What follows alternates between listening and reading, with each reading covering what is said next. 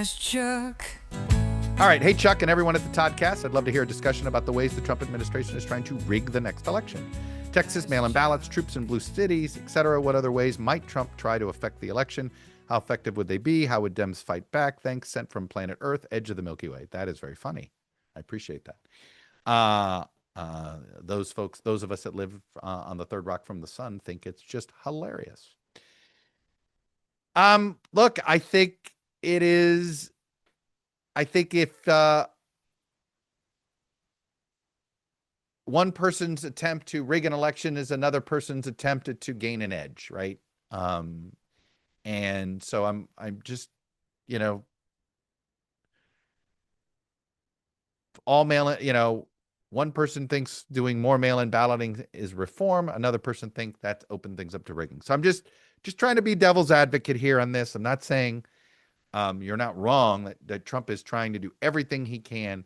He is petrified of Democrats getting subpoena power in the House, right? He is petrified of irrelevancy, which if Democrats win one House of Congress, his presidency becomes a lame duck immediately, right? It's also why he doesn't like to talk about 2028 without his name in it, because that is acknowledging that he's about to become an historical figure, but in history, not in the present nor in the future. So I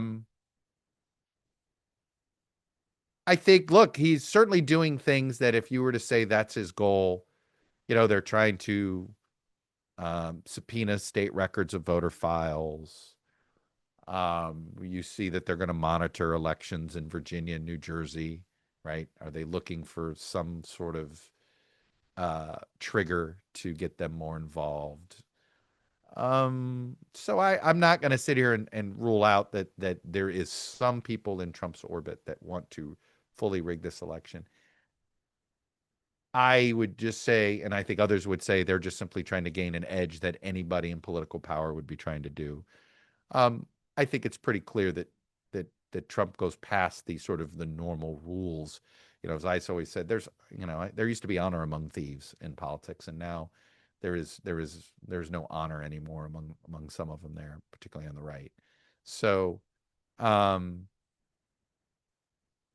it would, I think if we really do see more troops in multiple cities at the same time, and I guess I'm still skeptical we're going to, beyond a couple of cities that are just simply being used as an examples to quote own the libs and to fire up his base.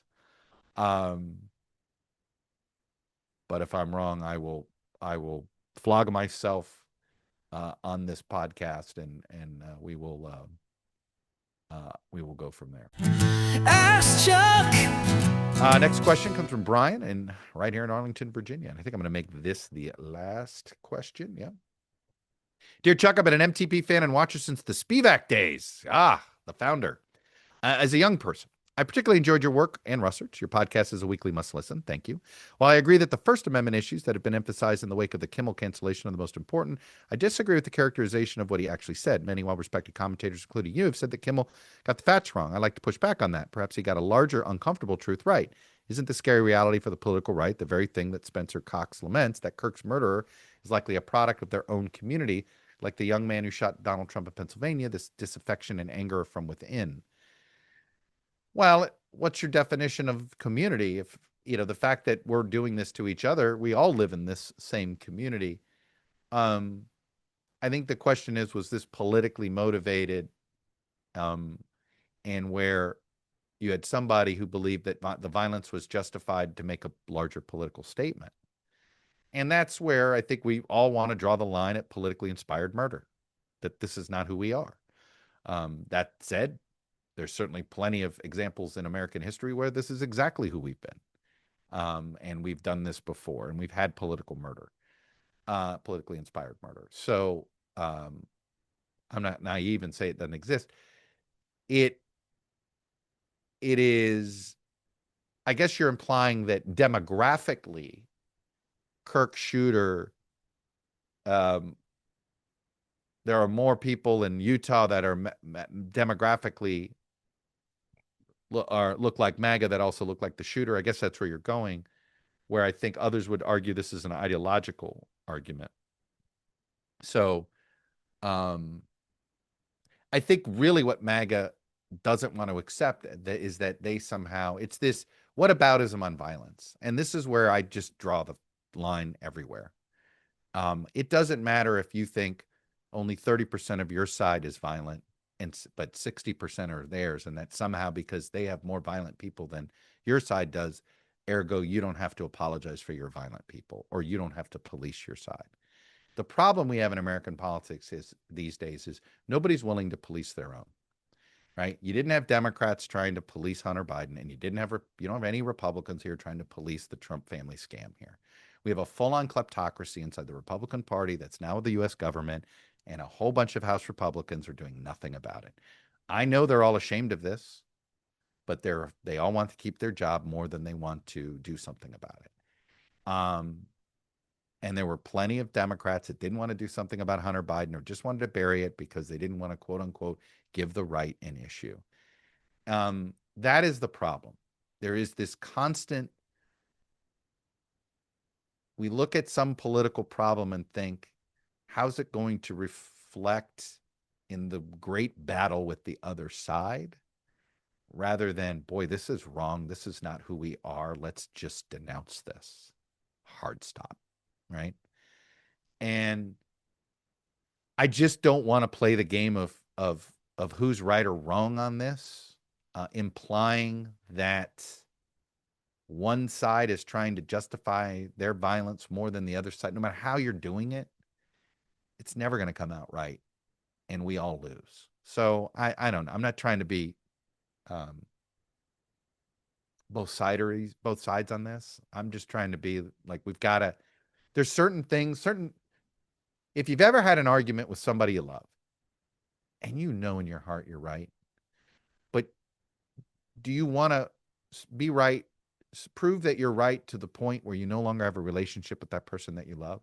I may be talking about a spouse, a son, a daughter, a father, a mother. It's not worth it, right?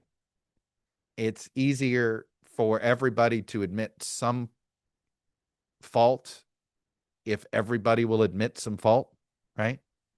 You sort of just say, man, we've got to turn the temperature down. Hard stop.